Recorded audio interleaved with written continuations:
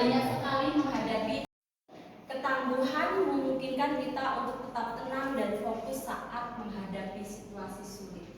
Jadi kuncinya yang pertama itu ketika kita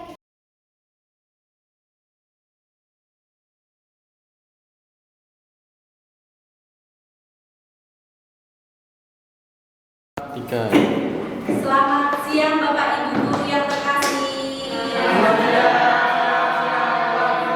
Selamat siang. Terima kasih atas kehadiran hari ini. Saya akan berbagi praktik baik terkait dengan pendidikan saya selama SPLW kemarin. Sebelum memulai aktivitas kita, marilah kita berdoa terlebih dahulu.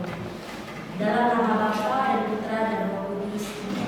Allah Bapa yang Maha Baik, puji dan syukur kami haturkan kepadamu atas segala berkat dan rahmat yang Engkau limpahkan kepada kami. Ya Bapa, pada siang hari ini kami akan melakukan diseminasi terkait dengan leading presidensi yang kami dapatkan dari ilmu pendidikan yang ada di SKW. Semoga kegiatan ini menjadi berkat bagi sesama. Amin. Dalam nama Bapa dan Putra dan Roh Kudus. Ya, Bapak Ibu, saya akan melakukan praktik baik terkait dengan ilmu atau pengetahuan yang saya dapatkan selama mengikuti pendidikan SLW dengan di Singapura kurang lebih 10 hari kemarin. Ada 5 materi tema yang saya pelajari, tetapi hari ini saya akan berbagi tentang leading resilient. Leading resilient ini materi terkait kepemimpinan yang tangguh. Ya. Yang pertama, apa sih kepemimpinan yang tangguh itu? Bisa dibaca Bapak Ibu? Kepemimpinan yang tangguh bukan hanya tentang kekuatan, tetapi juga kelenturan. Seorang pemimpin yang tangguh mampu beradaptasi dengan perubahan, menghadapi tantangan dengan ketenangan, dan mengilhami orang-orang untuk mencapai tujuan bersama. Jadi, yang dimaksud pemimpin yang tangguh di sini adalah kita tidak tangguh secara kuat fisik, tidak ya. Artinya kita mampu menghadapi segala tantangan. Apalagi di era sekarang, era abad 21 ini, kita sebagai seorang pendidik, kita banyak sekali menghadapi tantangan. Nah, bagaimana cara menghadapinya? Kita sebagai pemimpin pembelajaran harus bisa menjawab tantangan-tantangan tersebut. Next. Ya, yang pertama itu pentingnya ketangguhan dalam kepemimpinan. Jadi yang pertama itu adalah menghadapi tantangan. Sebagai seorang pemimpin, kita harus mampu menghadapi berbagai tantangan dan rintangan yang muncul. Ketangguhan memungkinkan kita untuk tetap tenang dan fokus saat menghadapi situasi sulit. Jadi kuncinya yang pertama itu ketika kita menghadapi situasi yang sulit, kita harus tetap tenang dan fokus, Bapak Ibu. Kita tidak memungkiri, kita banyak sekali sifat manusiawi kita tuh muncul ketika ada tantangan yang sulit, kita pasti gupek. Iya nggak Bapak Ibu? Gupek, bingung. Tetapi di sini kita harus tetap tenang dan fokus supaya apa yang menjadi tujuan kita itu tercapai. Next. Yang kedua itu untuk mencapai keberhasilan.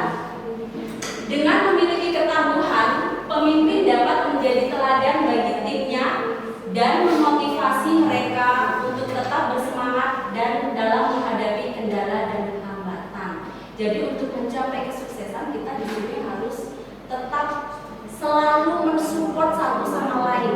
Kita di sini sebagai seorang pendidik adalah satu keluarga, satu tujuan, yaitu untuk mendidik. Apa tujuan kita sebagai pendidik, Bapak Ibu? Iya, mencerdaskan kehidupan bangsa. Terima kasih Mbak Gali. Jadi sebagai seorang pendidik, kita itu harus tetap saling motivasi, Bapak Ibu. Ini penting jika kita bekerja sama dalam tim. Jika ada satu yang merasa kesulitan, ada kekurangan, ada lemah, kita harus saling support dan saling motivasi.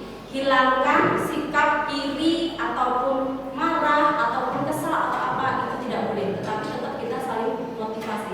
Karena pada dasarnya kita itu pasti setiap manusia ada rasa capek, lelah, tetapi kita tetap tidak boleh putus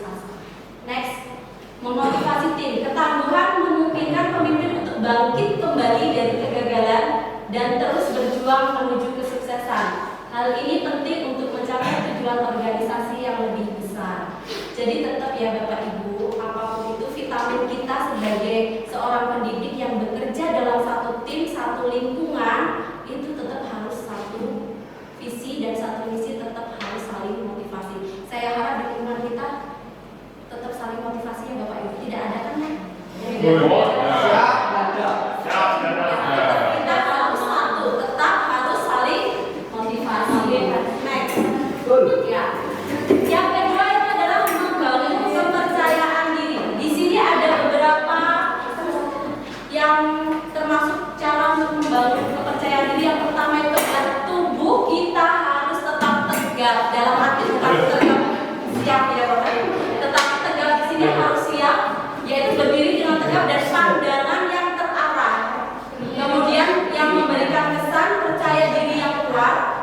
Hal ini membantu Anda, membantu kita tampil lebih kompeten dan meyakinkan. Jadi kita itu sebagai seorang pemimpin pembelajaran harus tampil dulu secara fisik. Kita menunjukkan bahwa kita siap itu dengan posisi kita yang artinya tegap di sini siap.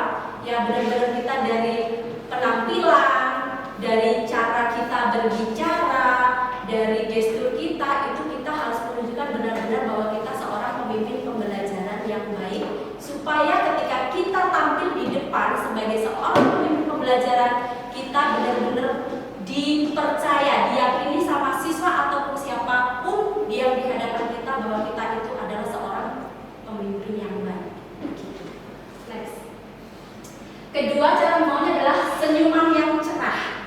Jangan lupa bahagia ya Bapak Ibu. Jadi yang tetap kita harus senyum. Senyuman yang cerah, senyum yang tulus dan bersinar menunjukkan keyakinan dalam diri. Ini adalah bahasa tubuh yang dapat membantu membangun hubungan dan kepercayaan dengan orang lain. Hal yang sangat sepele, senyum, tidak perlu bayar, tidak mahal, kita juga sehat. Kita senyum ternyata sangat mendukung bahwa membangun kepercayaan diri itu diperlukan sesuatu yang senyum. Coba Bapak Ibu senyum semua. Terima kasih.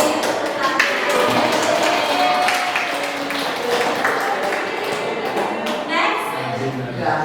Selanjutnya, penampilan yang meyakinkan, berpenampilan rapi, bersih, dan terorganisir dapat meningkatkan rasa percaya diri.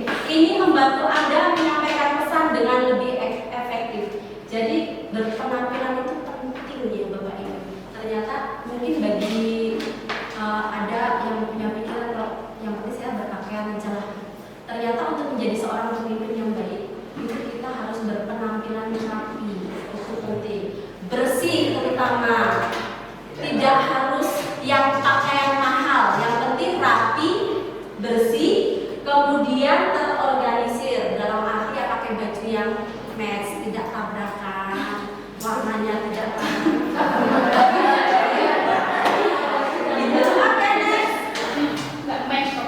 Kemudian tahap yang ketiga di sini adalah mengelola stres dan tekanan. Ada nggak di sini Bapak Ibu yang mengalami tekanan? Ada.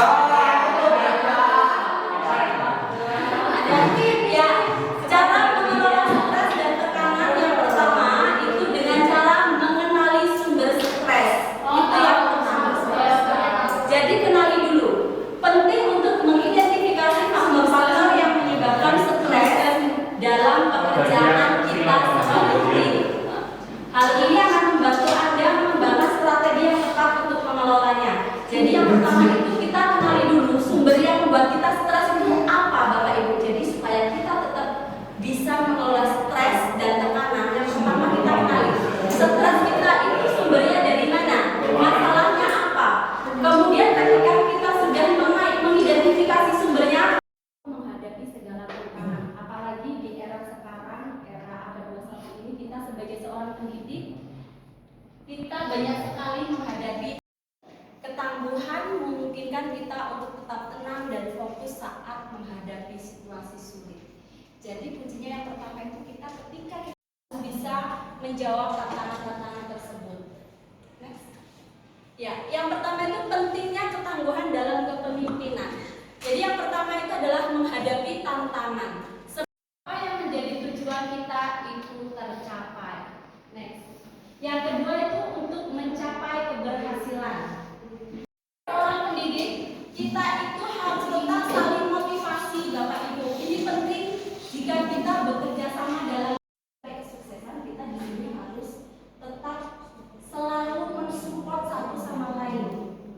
Marah ataupun kesal atau apa itu tidak boleh, tapi tetap kita saling motivasi.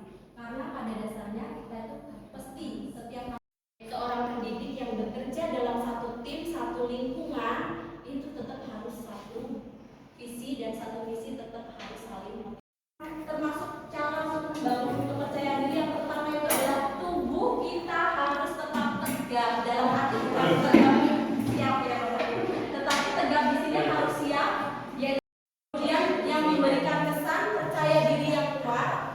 Hal ini membantu Anda, membantu kita tampil lebih kompeten dan meyakinkan. Jadi kita itu sebagai seorang pemimpin pembelajaran. Jadi Bapak Ibu, untuk mengelola stres dan tekanan yang ketiga itu adalah mengatasi dengan ketegangan fisik. Maksudnya di sini adalah melakukan aktivitas fisik secara teratur seperti olahraga atau meditasi, kemudian untuk membantu meredakan ketegangan dan memelihara kesehatan mental yang baik. Ternyata meditasi yang kita lakukan setiap hari sebelum pembelajaran itu sangat membantu kita untuk meredakan otak dan pikiran kita. Jadi sangat membantu dan ini ternyata bagus untuk kesehatan mental kita. Next. Selanjutnya yang keempat itu adalah bangun dukungan sosial. Maksudnya di sini adalah meluangkan waktu untuk berinteraksi dengan rekan kerja, keluarga dan teman-teman. Dukungan sosial dapat membantu Anda mengatasi tekanan dan mempertahankan motivasi. Ternyata kita perlu bersosialisasi dengan sesama rekan guru, Bapak Ibu. Mungkin nanti ini evaluasi juga buat kita ya. Selama ini kan kita mempunyai peran masing-masing dan ini mengurangi pertemuan antara guru yang satu dengan yang lain. Nah, setelah saya belajar ini ternyata kolaborasi berinteraksi dengan guru itu sangat penting setiap harinya. Selanjutnya, adaptasi terhadap perubahan yang selanjutnya adalah memahami perubahan. Menyadari bahwa perubahan adalah hal yang konstan dan tak terhindarkan dalam kehidupan organisasi. Jadi ketika kita menghadapi suatu perubahan itu memang wajar adanya. Perubahan itu memang tetap ada, tidak bisa dihindari. Tetapi bagaimana cara kita menghadapi perubahan itu? Kita harus menyadari bahwa memang perubahan itu perlu kita lakukan supaya kita sebagai seorang pemimpin pembelajaran itu bisa memenuhi kebutuhan belajar siswa selanjutnya. Yang selanjutnya adalah mengembangkan fleksibilitas, membangun kemampuan untuk beradaptasi dengan cepat terhadap situasi yang berubah-ubah. Kita mengalami tidak Bapak Ibu situasi yang berubah-ubah? Mengalami ya.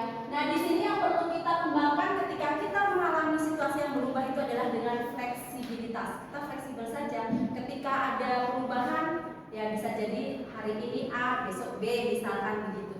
Kita fleksibel saja, tidak perlu kita jadikan suatu hambatan atau masalah, tetapi kita ikuti, kita jalankan dengan sepenuh hati tadi. Next. Kemudian mendorong inovasi, menciptakan lingkungan yang mendukung ide-ide baru dan eksperimentasi untuk menghadapi tantangan. Jadi kita tetap sebagai seorang pendidik kita tetap harus mengupgrade diri, merestyling kemampuan kita supaya kita bisa menciptakan sebuah inovasi. Selanjutnya adalah belajar dari pengalaman, menggunakan pembelajaran dari masa lalu untuk memperkuat kemampuan beradaptasi di masa depan.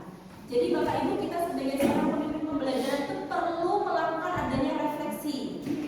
Ketika kita melakukan aktivitas dalam sehari, sebaiknya kita memang melakukan refleksi apa yang sudah kita lakukan, kemudian bagaimana hambatan apa yang kita temui. Di sini masa lalu masih kita pakai, ternyata masa lalu itu bisa memperkuat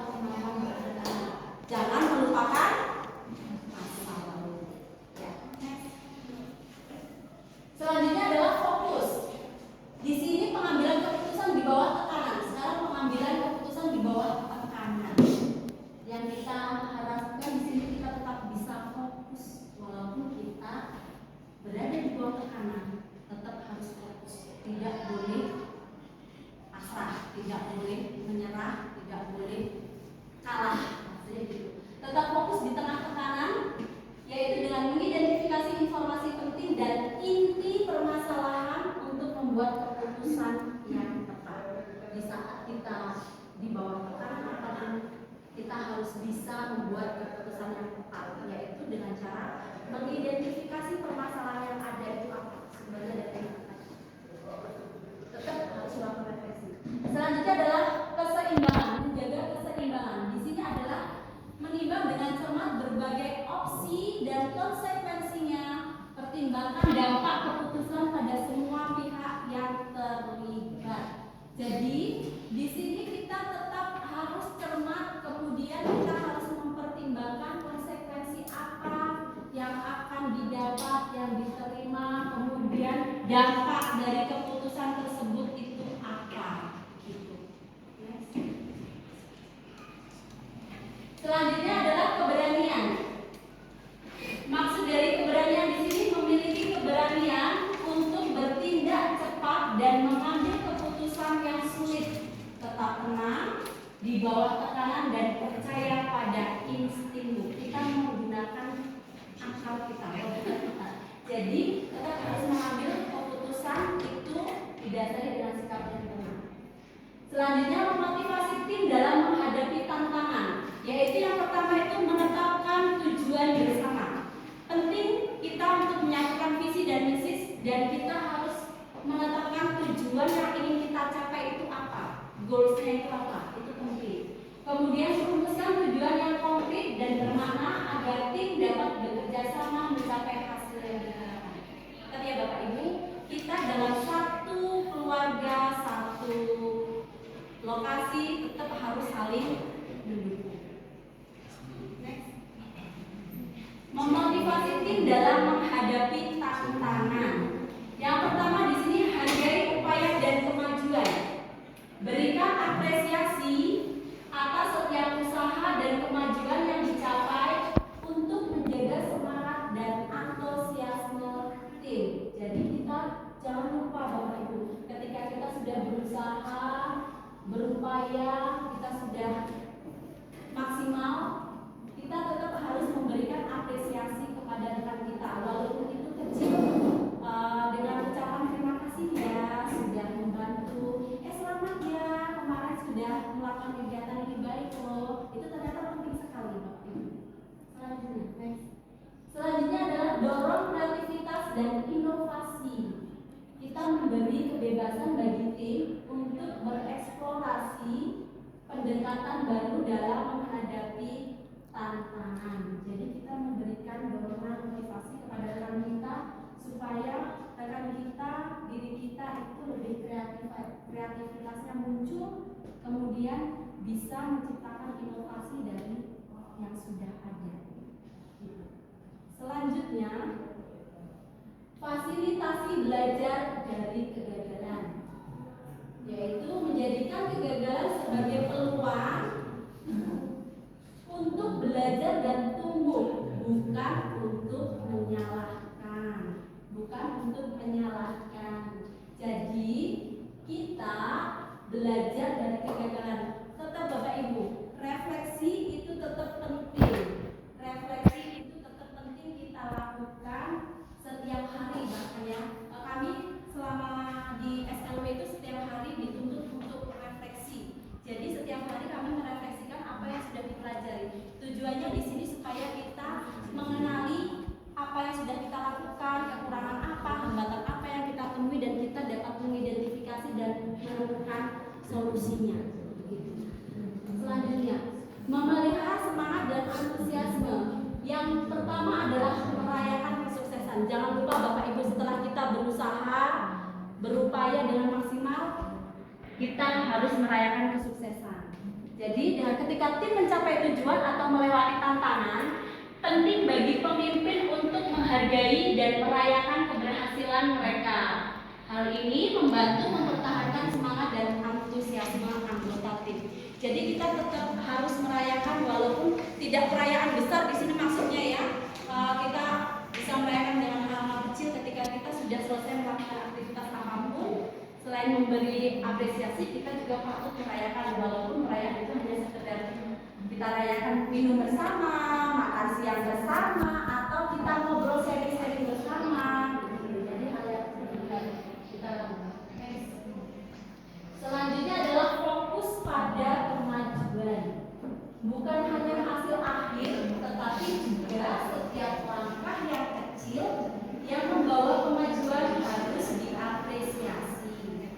Pemimpin harus menunjukkan bahwa mereka menghargai usaha dan memimpin. Jadi di sini yang perlu digarisbawahi adalah walaupun sesuatu hal yang kecil tetap harus diapresiasi. Kita tidak boleh menyepelekan sesuatu hal kecil diabaikan. Padahal tanpa sesuatu yang hal kecil itu kita tidak bisa mencapai tujuan bersama. Jadi kita tidak boleh melupakan hal-hal yang kecil. Justru hal-hal dari yang kecil itu tujuan kita bersama bisa tercapai. Next. Kemudian motivasi berkala. Kalau yang pertama tadi adalah hanya motivasi saja ya Bapak Ibu. Nah, hal selanjutnya di sini adalah motivasi secara berkala. Maksudnya di sini adalah menyampaikan pesan-pesan yang menginspirasi secara teratur. Mengingat semangat dan antusiasme tidak datang dengan sendirinya, tetapi perlu dipelihara melalui upaya yang konsisten. Nah, yang perlu kita sadari Bapak Ibu bahwa antusiasme tegak bisnis ya benar-benar kita dari penampilan, dari cara kita berbicara, dari gestur kita harus mampu menghadapi kegagalan tersebut dan kita harus mampu menjawab tantangan tersebut supaya kita itu tetap menjadi seorang pemimpin pembelajaran yang baik. Gitu. Jadi kita tetap harus mengeluarkan citra kita bahwa kita sebagai seorang pemimpin pembelajaran saya itu kuat, saya itu bisa. Tetap semangat. Next. Selanjutnya adalah integritas dan keteladanan. Membangun reputasi sebagai pemimpin yang dapat dipercaya dan dihormati. Tunjukkan konsistensi antara kata dan perbuatan serta pegang teguh prinsip-prinsip Anda. Jadi kita sebagai pemimpin pembelajaran kita harus konsisten Bapak Ibu antara apa yang kita ucapkan dan kita harus konsisten tetap pada konsisten kita itu pada perkataan kita. Jangan sampai kita mengatakan kepada anak, coba kalian kumpulkan tugas PR-nya misal. Ternyata kita tidak konsisten untuk mengoreksinya gitu. Nah, nanti itu akan menyakiti hati anak. Jadi kita sebagai seorang pemimpin pembelajaran itu tetap kita harus menjaga kata dan konsisten. Anak itu ketika mengerjakan soal atau mengerjakan tugas yang kita berikan, mereka akan bekerja dengan maksimal dengan harapan ketika dikumpul akan mendapatkan nilai. Imbalannya adalah nilai. Dan kita sebagai pemimpin pembelajaran itu kita juga harus tetap pada komitmen bahwa tugas yang sudah diselesaikan harus kita beri nilai. Begitu. Dan kita harus konsisten dengan perkataan kita. Setiap apapun yang sudah kita katakan kepada anak didik kita tetap harus konsisten dan kita tetap harus selesai untuk penjelasannya. Apakah ada pertanyaan Bapak Ibu? Silakan bagi yang bertanya.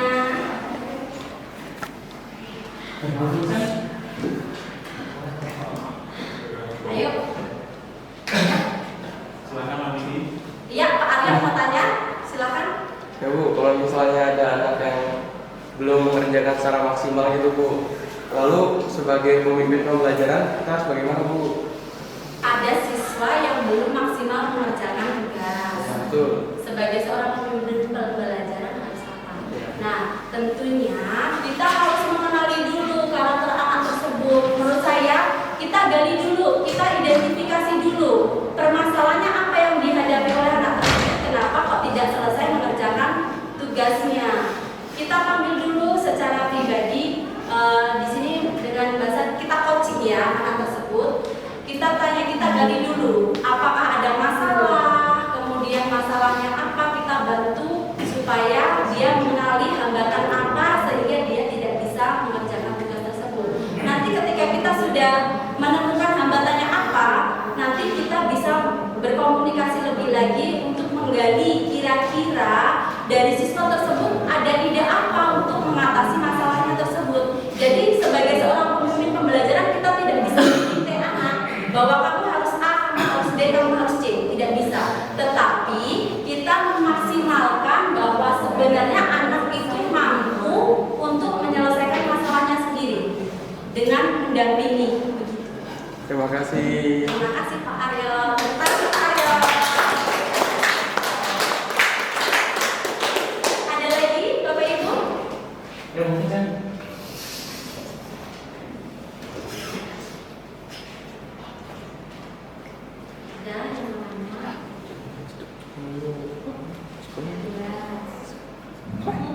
Bu Yuni? Cukup. Pak Ferry? Nah, saya kira sudah pemaparannya sudah sangat baik. Ya, sampai sejauh ini saya akan disampaikan menikah dengan bahasa yang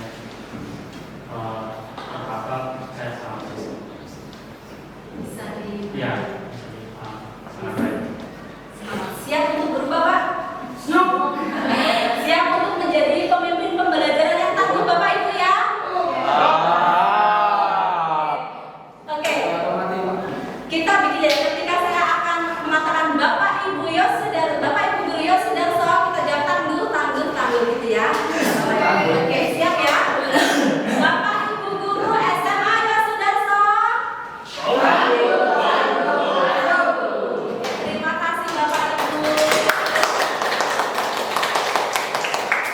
Ya, untuk pertemuan hari ini saya akhiri. Terima kasih untuk kedatangan Bapak Ibu, ketersediaan Bapak Ibu waktunya atas waktunya mengikuti diseminasi ini. Semoga apa yang saya paparkan, apa yang saya sampaikan mendapat bermanfaat untuk perkembangan kita dalam mendidik anak-anak kita di SMA Yosudarso Metro. Terima kasih Bapak Ibu atas kehadirannya dan selamat siang.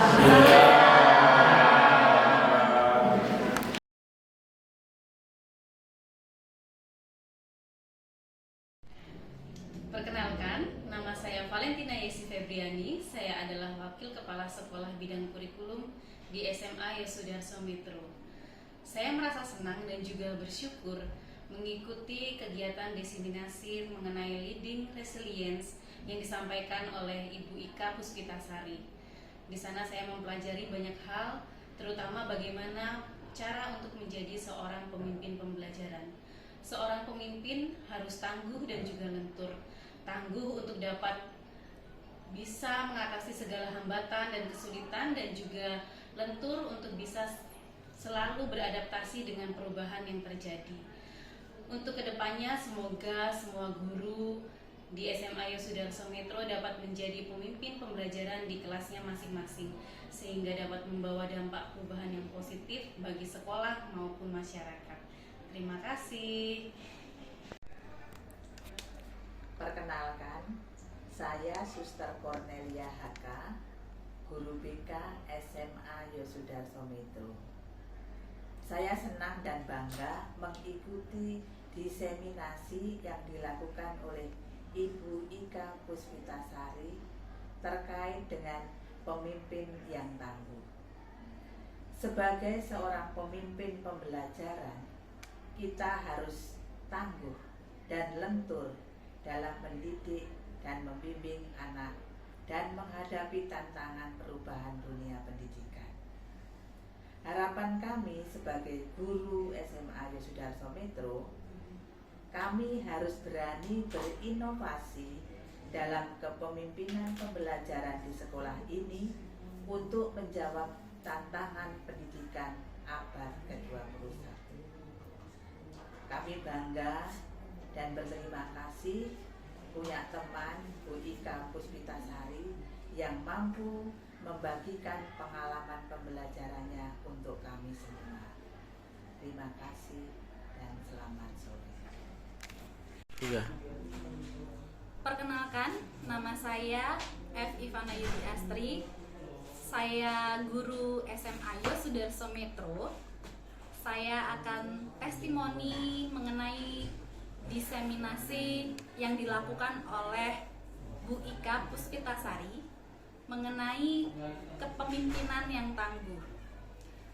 Dari pertemuan tersebut, yang menarik adalah bahwa kita sebagai pemimpin pembelajaran itu harus fokus dan tentunya juga tangguh dalam menghadapi situasi apapun, baik itu saat kita menemui kesulitan atau hal yang mungkin jadi tantangan ketika kita menghadapi anak didik kita. Dan yang paling menarik adalah kita juga perlu memberikan apresiasi kepada siswa-siswi kita, baik itu dalam hal yang paling terkecil, baik itu misalnya anak kita berbuat sesuatu yang sederhana, kita juga perlu memberikan apresiasi. Itulah pemimpin yang tangguh. Saya sangat bangga dengan Bu Ika karena bisa mengikuti scholarship leader school yang bersama NI Singapura. Saya juga mendapatkan ilmu dari Bu Ika dan saya sangat tertarik dengan banyak hal dan ilmu yang sudah disebarkan kepada saya. Terima kasih.